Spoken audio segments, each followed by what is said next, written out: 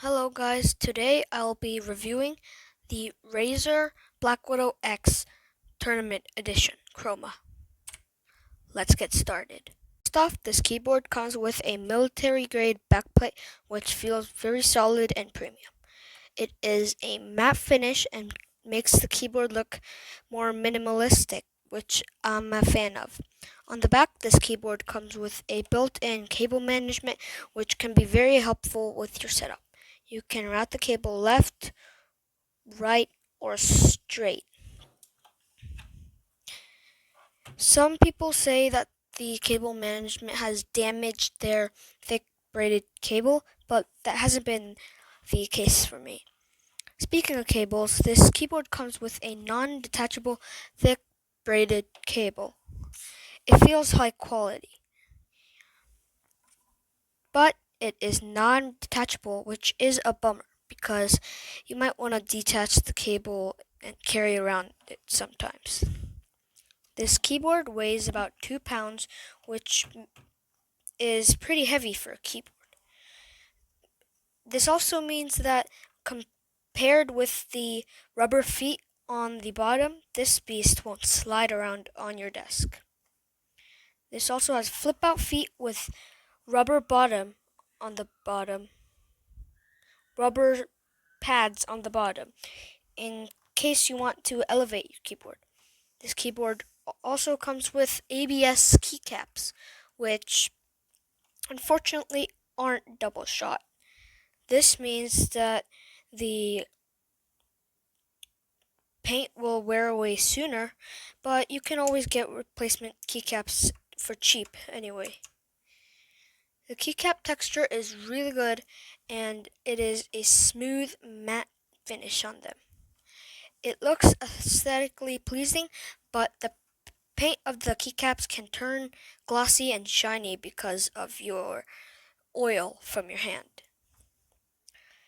This also has some lights, indicator lights above the arrow keys, which indicates that if you have caps lock on, and it shows that off, and then the gaming mode, function F10, gaming mode, and scroll lock, and much more.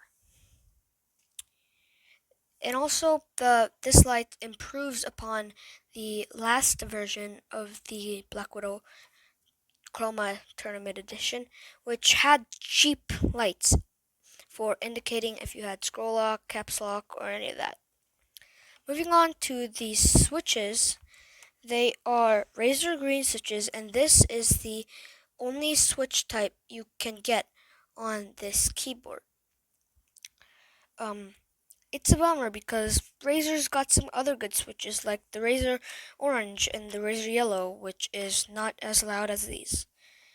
Despite it being the only option, it's really good, and but the stabilization isn't top of the line and as good as the cherry switches. It works for most people. This is basically a Cherry MX Blue switch, so you could compare it to that. On the these Razer Greens are loud and clicky, and it might be a great option for people who like that audible feedback. On the other hand, streamers and late night gamers won't like this because of the loud noise. I'll have a sound test later.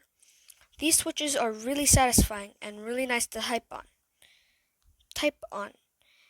The tactile feedback you get when you press down a switch is great and satisfying, and it makes me want to type for no reason at all. On the other hand, for gaming, this keyboard is mediocre because of the bigger travel distance and lower actuation point. Other than that, it's great.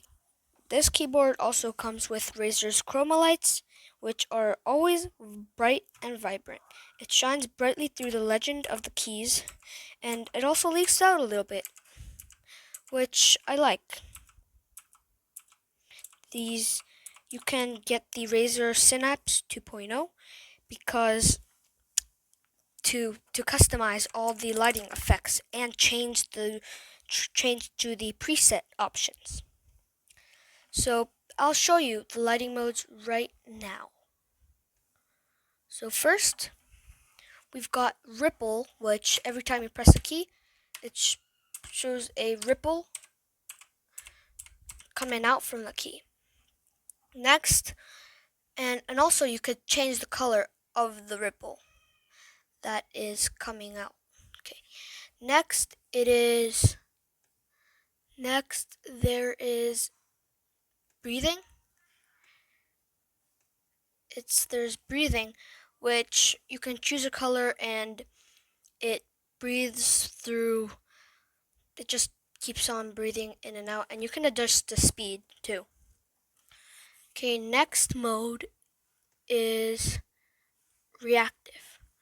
Reactive means that the keys light up when you press them and fade out after a little while. You can also change the amount of time it takes for them to fade out and the color, which I think is great. The next effect is spectrum cycling, which it just fades through all the colors.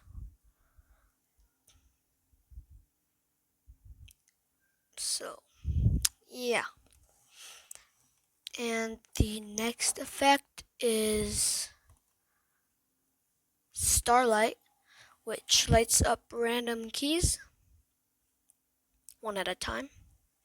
You can also change the color or set it to a random color, actually. Random color right there.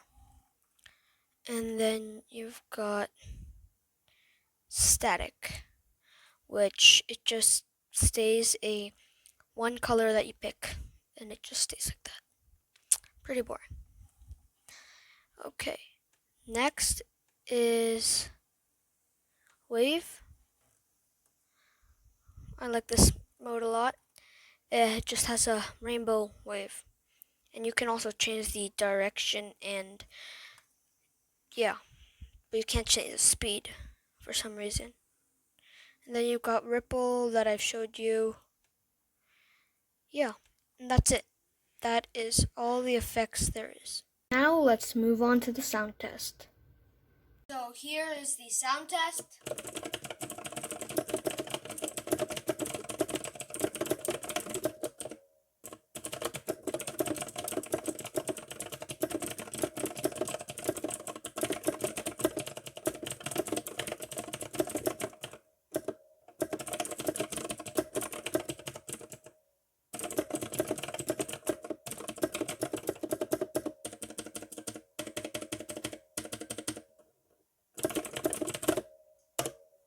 Overall, this keyboard is really good. And obviously the most important part of a keyboard is these switches. And I love these switches, and they are really good for me. They are nice and satisfying clicky switches, which I really like. It has the metal backplate that gives this keyboard a nice premium feel, even if this keyboard is an older model. The RGB lights are really cool, and you have a lot of freedom of what you want them to look like. This has a minimalistic design that I think would fit well into a lot of desk setups. When this keyboard came out, it was $130 US, which is pretty expensive if you ask me. Now, years after its release, the price has gone down significantly, and you can find it readily under $100. Yeah, $100.